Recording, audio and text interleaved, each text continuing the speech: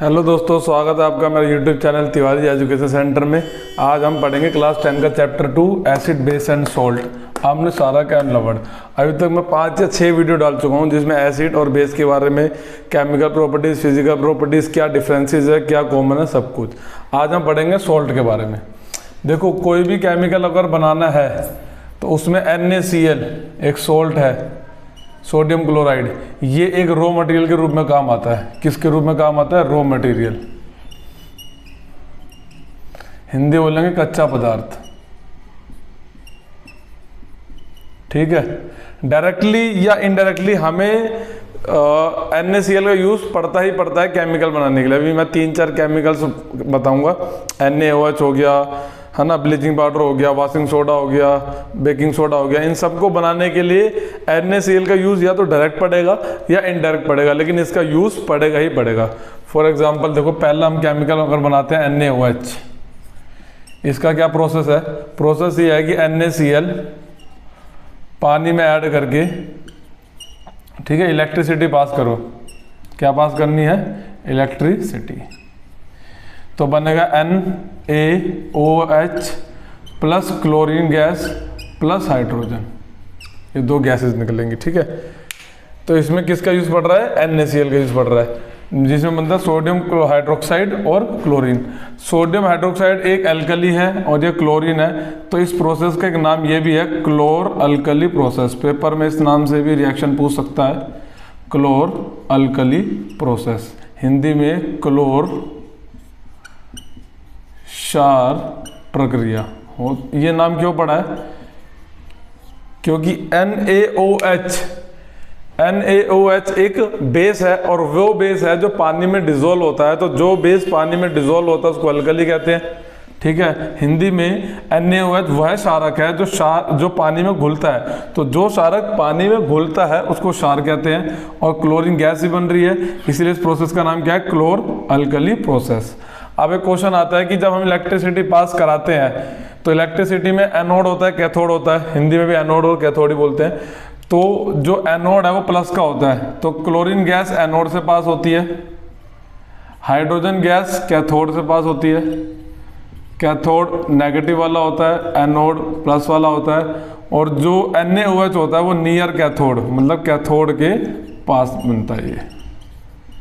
ठीक है।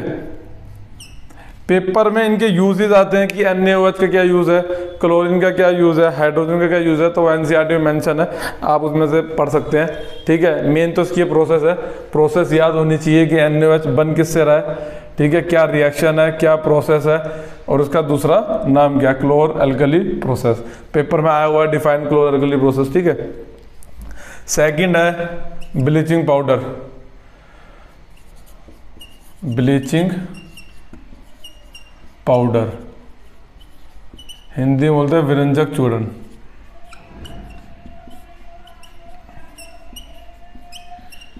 ये इसका कॉमन नेम है। इसका जो फॉर्मूला है वो है CaOCl2, कैल्शियम ऑक्सीक्लोराइड। इसमें क्या होता है, जब हम कैल्शियम हाइड्रोक्साइड में क्लोरीन गैस पास करेंगे, कौन सी गैस? Chlorine gas. अब ये क्लोरीन गैस आई कहाँ से है? यहाँ से। और यहाँ पे भी क्लोरीन गैस आई कहाँ से? NaCl से। तो देख लो, NaOH में NaCl का डायरेक्ट यूज है, और ब्लीचिंग पाउडर में Cl2 का इनडायरेक्ट यूज है।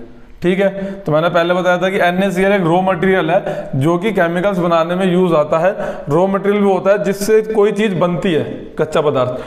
तो वो कभी डायरेक्ट यूज आती है, कभी इनडायरेक्ट यूज आती है। तो इसमें जो प्रोडक्ट बनता है वो बनता है कैल्शियम ऑक्सीक्लोराइड प्लस वाटर।